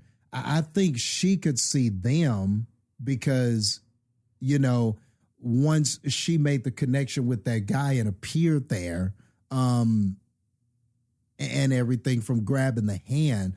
But it's hard to say whether or not they were just bystanders and they were just sort of reacting because he was reacting, but couldn't see her. I just can't say for certain they saw her. I can only assume that she came to the guy who had control of the hand and she appeared there and realized in that moment what she was. But okay. But I don't think I could say that I definitively knew that they all saw her. I don't think I could say that. And I know that I wish I could remember what the guys were saying to each other when they were talking. But I mean, it looked like at least the guy holding the hand and the guy next to him both, like, it looked like they were looking at her and like responding. But again, maybe I just was misinterpreting that. So that's why I wanted to see if anybody else thought what I thought with that. Well, with that though, that whole shot is set up weird since they're now doing it from the point of view of the ghost instead of the person. It's weird, though, that everybody was sitting there on that side of the table staring at where the ghost would be. Yeah. You know, because that they is wouldn't weird. be inside the person yet at that point. Yeah. Exactly. You know, but even on top of that, like if you look at the way the kids were doing it, you sit on the opposite side of the person, not the ghost. You know, so that you can see the person when they're possessed. That's not what the Greek people were doing. Also, I cannot remember for the life of me, though, if everybody gasps. Because in my head, I think you're right, though. I think multiple people go in that scene when she shows up. That's what I thought, too. But based on the rules that they established, that wouldn't be the case. Now, I mean, but there are plenty of ways they can play with that, though. I mean, if it's, you know, the other hand, one could argue that the other hand does shit differently. Maybe the other hand, when you do it, pulls the ghost into that room and everybody can see it. I think that personally would be a cool little twist. That each, you know, depending on which hand you have, it does something different. Right. You know? Yeah. But yeah, like there's multiple things about that that's weird. I mean, I know why you would do that setup, like by having all the people over there, just, you know, because you're now wanting to show it from the point of view of the ghost. But it doesn't make sense in the context of the people holding the hand. You know, you'd all be sitting there next to somebody possessed by a ghost if that's really how you're doing it. And that wouldn't be how you'd want to view it. You know. Right. Yeah, unless they were first time users and trying to figure it out. they didn't know exactly. You know, that they could have been first time users that saw this done on a video, you know, on TikTok or whatever, because it was filmed by multiple cameras. And so maybe they didn't understand the positioning or anything like that. They're just like trying it and just, you know, reacting like, oh shit, is it going to happen like it did on TikTok or whatever? You know, it could be that maybe these were some inexperienced summoners also. And maybe that's why they were sitting on the wrong side. Although I totally agree, Sterling, like the shot was so you could see it from her perspective. That's the ultimate purpose of the shot. Right. But within the confines of the movie, there's one possibility that maybe they didn't know what the fuck. They just kind of saw some videos and was like, hey, we got this hand. Let's see if we can do like they were doing on TikTok. See if we can do it, you know. Which if they do make a sequel to this and it actually just picks up right there where we left off, I think that'd be kind of cool because I'd like to see what happens there. Because say it is the user's first time doing it, it's also Mia's first time being a ghost that they are connecting with. So in either case, you're getting like a very first time experience with that if they pick up where they left off, which would be really cool. I also did hear something about how, you know, what if in the sequel it is going to still be Mia, or partially be Mia, but the ghosts, it's going to be from the ghost perspectives in the sequel that they do, which would be interesting.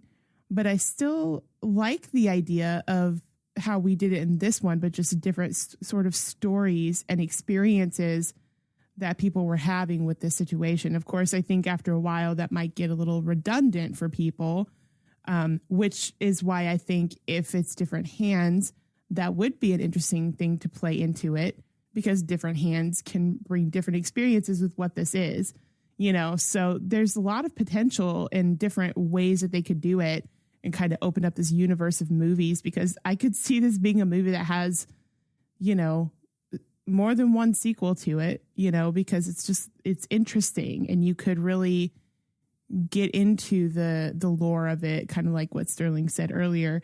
So I think it would be cool if they did.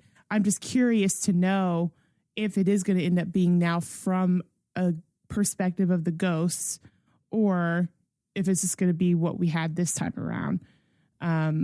because I think, and with that, you made me think of something just before you go, just to stay on this point real quick. And with that, there was that child ghost that let her in so that she could see Riley, what was going on so that she could see what was going on with Riley. So you could totally have an opposite movie. Or do the ghosts sometimes gather and allow humans to go in? I don't know, but but that was cool too, how the rules can work the opposite way. So a spirit can let you in. That was interesting.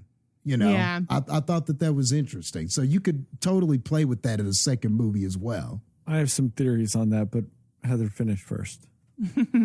Yeah. So and that was just one of the things that I was like, oh, like it just kind of threw me off that was sort of how they ended it. And it being from her perspective was cool, but I was just kind of like, oh no, like how can everyone see her now? Or something, I don't know, something happened when she was traveling to them. I don't know, like who knows what happened, but yeah, I think like, and also I'm curious, it just makes me curious now too, the ghosts who, get into the bodies of these humans, do they remember it or not?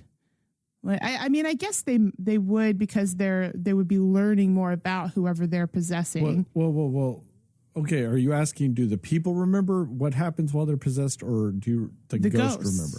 Yeah. Well, to me, and it goes into my theory I was just talking about, it really depends on how you look at it. Are these actually individual ghosts, or is this like,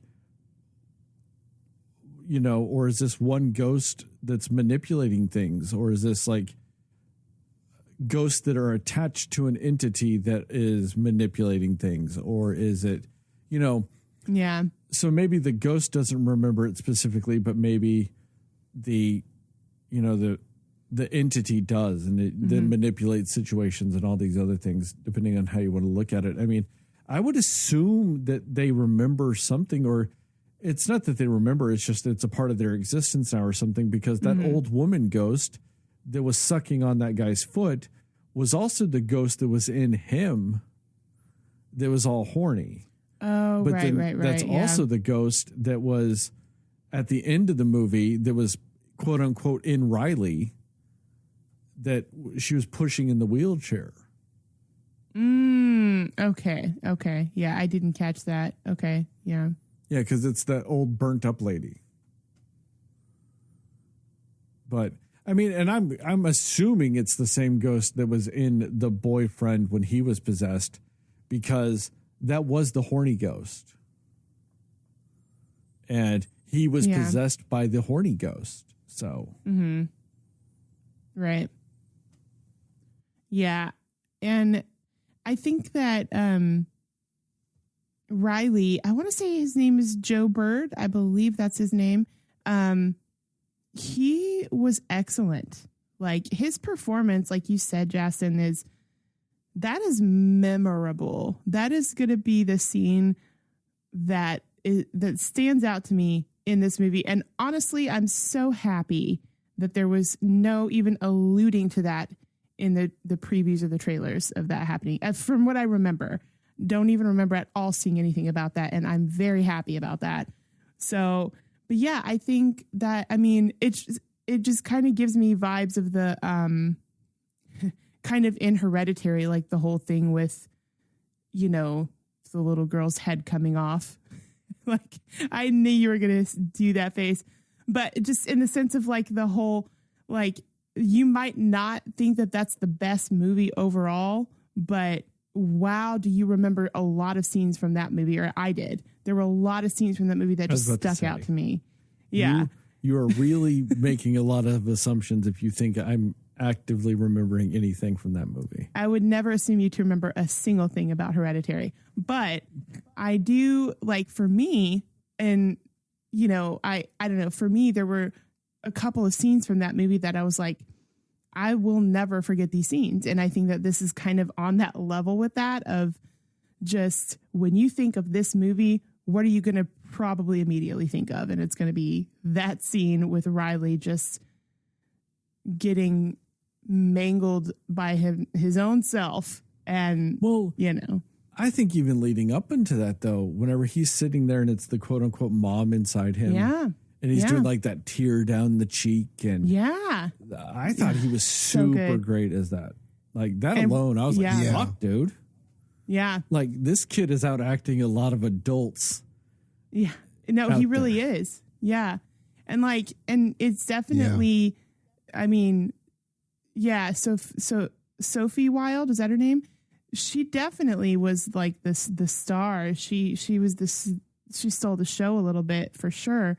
She was excellent, but I don't know. There was something about Riley's performance that was just like really captivating for any time he was really on screen for anything, you know. And then it was so hard to watch though, because you see him doing all of that. And then when he finally comes to again, when he's in the hospital, just to kind of like try to destroy himself again. And I'm like, it was so hard to watch it, but like, man, he was committed to that. He was so good with everything he did in this movie. He was so good in all of it. Yeah. Yeah. I don't know. So, but yeah, I think, you know, and kind of a little bit what I meant about, I don't think that there were a lot of good decisions made in the movie. When you do look at it, the perspective of just sort of the mindset of people who have an addiction of some kind, what they're doing, it does make sense. And the fact, like you said, they are teenagers, or they're supposed to be teenagers. But I'm just like, I don't know. I just felt like Mia was very selfish in a lot of things. You know, even putting herself in that position to like be spending the night with this guy that she clearly had sort of like a history with. And then the boyfriend not telling the girlfriend about that, you know, until he found out in public in front of everybody, or she found out in public in front of everybody, you know. And then, I don't know, just little things like that where and her just being like, I'm volunteering to go first and I want to keep doing this. And again, yeah, it is the mindset of somebody who has like an addiction to something. And again, super vulnerable state that she was in because of the anniversary of her mom's death and all these things, just really, really like desperate for a connection of some kind or something to just escape what was happening, and how she felt, and anything that would just get that, even if that meant if I have a ghost inside of me, I'm not going to feel this pain, you know. And I completely understand that perspective and that being why she wanted to do it. But I don't know. I just feel like all of these kids, like looking at it from the perspective of it not being necessarily the allegory of addiction, but in general, the fact that they were playing with ghosts is just like, you know, asking for trouble on so many levels. Like they just had no qualms about it. They were completely just like, you know what, this is hilarious and fun. And let's just keep getting different ghosts, you know, and even if they weren't all hostile or whatever towards them, it's like, you don't know if you might get one that is like Riley did or whatever, you know, like it just felt like, what are you guys doing? Like, what is this? And it was frustrating because also just like nobody being concerned when anything like out of the ordinary was happening, and they were just either laughing or filming it. And I'm like, yes, typical behavior of teenagers and whatever, but it just was all so frustrating to me. I'm like, what, you guys have no, like, I don't know, it feels like you don't even care about each other with what you're doing, you know? So Yeah, but I like the fact that that's somewhat accurate. you're right, and it is. Yeah. That's I very dug true. that. But are you saying that if there was a hand that could do ghost shit like that, you wouldn't do it, Heather? I would not. No, I would not. I'd take a spin at it. I would be straight edge Jastin in that situation. I'd be staying so far away from that. I'd take a But spin. I would. no, I ain't messing with no ghost world. Get out of here. No. I ain't afraid of no ghosts. Shit. I have watched the Ghostbusters so many times. I ain't afraid of no ghosts. Bring You're it, prepared. bitches. Yeah. I'm ready. I'd do it. Would you do it, Jastin? Would you take a spin on the ghost bong? Man, it's kind of tempting, man. Ghost bong. You could talk to one of your relatives. Or somebody posing as your relative. Exactly. Or exactly. I'm like but see, I'm not the idea of talking to a demon doesn't bother me either. So maybe I'm like double okay with that. I'm cool either way. Just something to show up. That's all I'm like, yeah, let's go. I mean, but there's an off chance that, I could get Macho Man or something. That might be kind of cool. You know what I'm saying? Well, you could also get Ted Bundy. You know what I mean? So, ooh, what if you got Ronald Reagan? Ew. Would you still want to take a spin at it? What would happen? But that's the thing. That's the glorious thing about it. When you do the hand and you say, talk to me, if Ronald Reagan appears, you just let go of the fucking hand. And you blow out the candle, and then you wait 10 minutes and try again and hope you don't get Ronald. That's true, because it is nice that they at least see who the ghost is before they let him in. But that's the thing is you don't have to that's the thing. You could just wait around until you get a ghost that you're like, I like the look of this ghost. I'll let this one in. Like, you don't have to let the ghosts in if you don't want to. This you one can looks see friendly. them first. Yeah. True. And you could talk to them without that initial, like whenever she got the child ghost and she was like, talk to me about this. Are there other ones out there? Or she was like, is Riley out there? Can you take me to Riley? And they were just talking. Or with her mom. The ghost will just talk to you. She did that with her mom too, didn't she? Yeah. I don't know. It just seems all the fun in the world. I feel like I would be too scared to do it, to be honest. But I mean, you're right. It doesn't mean that all ghosts are bad ghosts. Maybe they're all Caspers. Maybe they're all super friendly. I don't know. You just gotta watch some more Ghostbusters. Then you get not afraid. Yes. I spent too much time as a child being like, I ain't afraid of no ghosts. Man, that carried through. But I also am like that somewhat paranoid person that is like, somehow it would be during my turn that like something happens where the timing is off or somebody doesn't let me out in time. And then I've opened this world up to them forever and it would be all on me. So I feel like I would just be too paranoid to like mess with that. See, I'd end up feeling like I'd have that Rorschach mentality. I'd be like, I'm not trapped in here with you, ghost. You're trapped in here with me. And then that ghost would be trying to get out, and I'd be holding that hand and going, you're not going anywhere, ghost. Talk to me. Talk to me. Keep talking. Oh, my gosh. Like, what if ghosts are, like, bad at, like, giving social cues, and, like, they want to leave, and you're just holding on to the hand, be like, no, you're going to keep talking to me. Yeah. Can a ghost like, refuse a person? I want to go. Like, if they say, talk to me, and, like, I guess they can't. Like, they don't have the power in that to say no. Well, that's the thing is I would infinitely love being the ghost more, though. Because anytime you show up in front of the person, instead of before they can say, I let you in, you do it to them first. Go, I let you in. And the person goes, what? And you fuck with them that way. That's my line. Yeah. Like, because it shows that the ghost can do it. So if I was a ghost, I'd be doing it to everybody. I'd be like, oh, you thought I was going in you? No, you're going to me. Yeah. You absolutely, you would be. I'd be a menace either way. Yeah, no. But yeah, maybe not the possession part, but man, the ability, if you had the ability to talk to ghosts, I mean, just think of all the interesting conversations you could have, And now you might get that ghost that maybe is not a very good conversationist, but social cues. I don't know. You I get think that that's one a risk awkward, I'm willing to take. You get that one awkward introverted ghost, and you're like, "What's up, ghost?" He's like, "Hi." You're like, what's it like being a ghost? It's okay. Yeah, you get one of them. That also would probably be something you did to troll people if you were a ghost, Sterling. Just to be like, I'm not actually going to say anything, but because I know you desperately want me to. That would even be funnier as a ghost if you like possessed them and then you just sat there.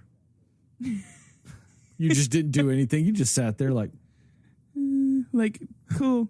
All right. And then for 90 seconds, everybody's just staring at you and filming you, and you've just got those weird black ghost eyes, possessing them, and you just don't do anything. And that's their way of kind of being like, I just want to see what it's like to be you kind of thing. Like, I don't know. But I mean, I guess maybe if it was just talking to a ghost, maybe I would do it. I still feel like I'd be like terrified, but yes. Because what state are you seeing them in too? It looked like these ghosts were not, It's probably the state in which they died. Right. That's so your typical ghost lore is the state in which they died. Yeah. But yeah, no, I think that'd be fun. I'd do it. I'd little man. I'd do all that shit. All right. So, yeah. I'd want to go into one of them. Yeah, I think that'd be fun as shit. I want to see the world in which they live. Like, especially if they look like they're a new ghost and they're kind of confused, you just go, "What am I supposed to say?" And then they go, "I let you in," and you go, "Ha!" And then you jump in them, and you're like, "Ha, gotcha." Yep. Let me look around. You have all of the tricks. All of the tricks. Told you I'd be a menace. You would be wrecking things up in either world. I would. Oh man. I'd all be up in the underworld going like, "Look at me now, bitches." Yeah. Like, the thing is though, is I don't think that little, I'm actually kind of torn though. I don't think that the ghost actually lit anybody in. I don't think that's real. I think that was all fake bullshit to fuck with the girl's mind. Because they were kind of hinting at that there was like an entity or a group of ghosts, not all ghosts, but a group of ghosts or something that was like pulling the strings. There was like this malevolent force kind of behind things. And because they say early in the movie, if you die with the ghosts in you, you join them. And I would assume that not all the ghosts that are possessing people were consumed by this or whatever, because like, then that means there's just hundreds of people that have all gotten with that hand, but maybe the ones that were influenced by the hand or dead with the hand, those are the ones that are corrupted or whatever, because that's what it's trying to do. Like, that's why the ghost wanted, them to kill Riley, is so that Riley would be stuck with them. But I think they also wanted her to die herself, like Jastin implied too. Like, they both die. So you get two. You get two souls instead of one. Because I think that's what they were referencing earlier with what's that guy's name? Decutter or whatever? Yeah. Is because he tried to kill his brother too. Yeah. And if his brother had a little bit of ghost left in him, because I think Riley would have gotten better over time. I think that part was accurate, that over time the ghosts lose their power. But I think that's why they were really fucking with Riley, is she was the one that was mentally vulnerable, and they had been inside her. So they know this. She's mentally vulnerable. She's the one that she'd be the one that would be the most willing to constantly keep coming back to them, so which keeps their power from waning also. He says, as long as you're not doing it, it goes away. So she's the one that's keep doing it. She's doing it by herself at her house. She's doing it in the hospital. So she's keeping the ghost strong, in her, or the ghostly influence in her strong, and all those things. And so, I like I said, I don't think she actually went in that ghost. I think that was all the ghosts, like, that were in her head fucking with her, like they had done with her dad, and like they were doing with her mom and all this other stuff. They were just in her head fucking with her. Like being like, hey, he's in hell. Right. He's in hell being tortured. And the reason why or like a hell-like place being tortured and all these things. And the reason why I think that is there's nothing that says that that'd be the case. And that's why the way the movie presents itself in the end is that he was still in his own body. It's just those ghosts were in there too, but they faded and he got better, So I think that was just, some mental fuckery. Yeah, I think you could be right about that, because that was the entire goal of the ghost, was to manipulate her and get her to join them. That's exactly what they were trying to do. They were trying to get her to take a soul and join herself. So I think that it would make sense if that was a manipulation as well, because we had seen so many other ones, making them think that your dad's going to attack you, so you need to scissor stab him, or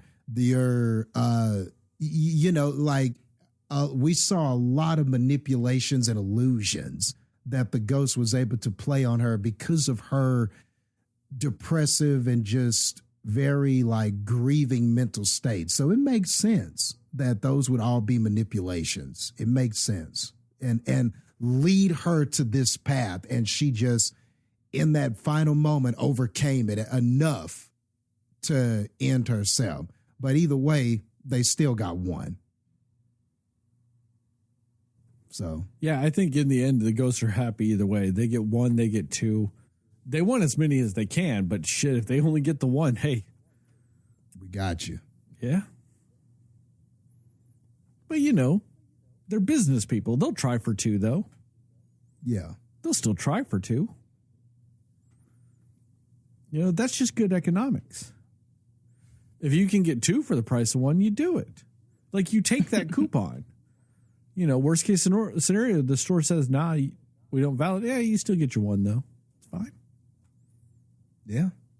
Sometimes that's just the math that you have to deal with, You would take what you can get at times. See, now I want to write a spec script based on this movie of just, for movie 6, where it's just a guy fucking with the ghosts and all this shit, just fucking with them.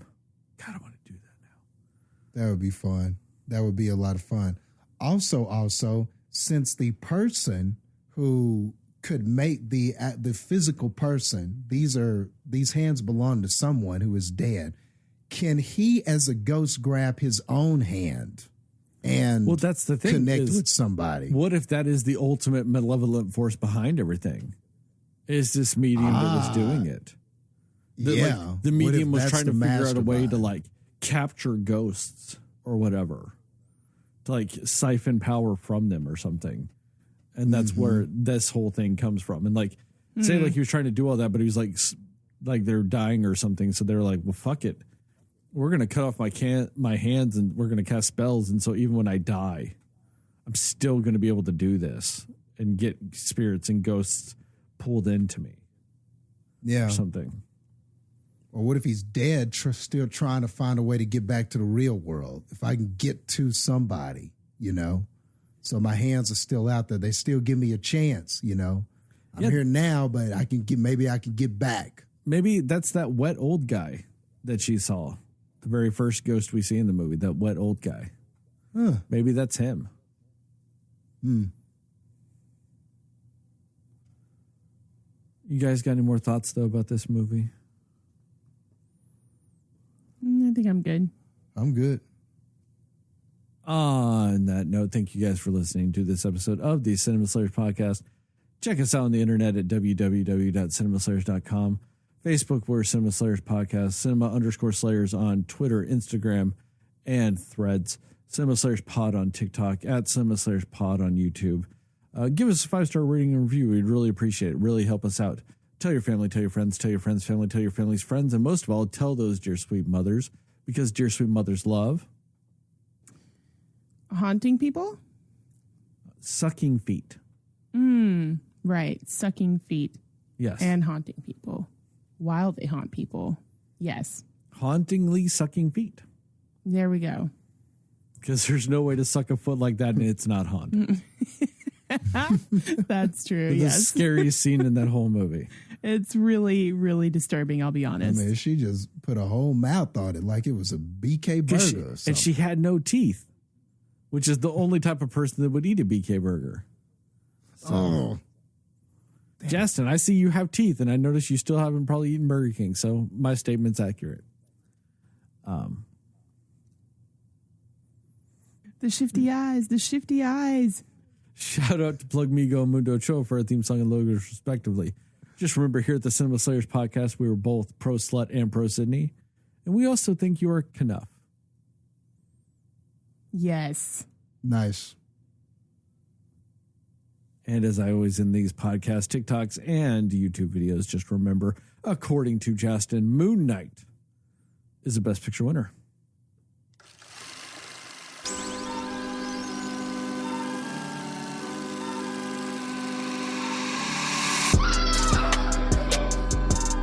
Somebody will listen to me.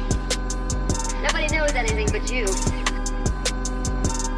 I was waiting on some Burger King retort, Jastin. I was just gonna say,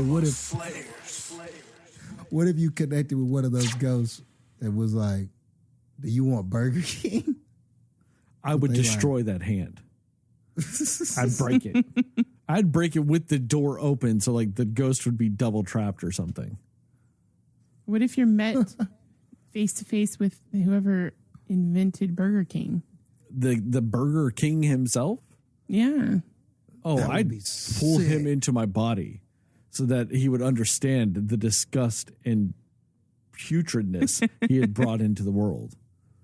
And I wouldn't let him out. He'd be stuck in me forever, just being surrounded by the pure hatred of Burger King that resides within my soul. Oh my gosh. I thought you were gonna say you would go into him, then you could just see the world of burgers in his head. Jastin, there are some ghosts you don't want to go into. Hitler, Reagan, the founder of Burger King. But you could be inside him and have nothing but burgers.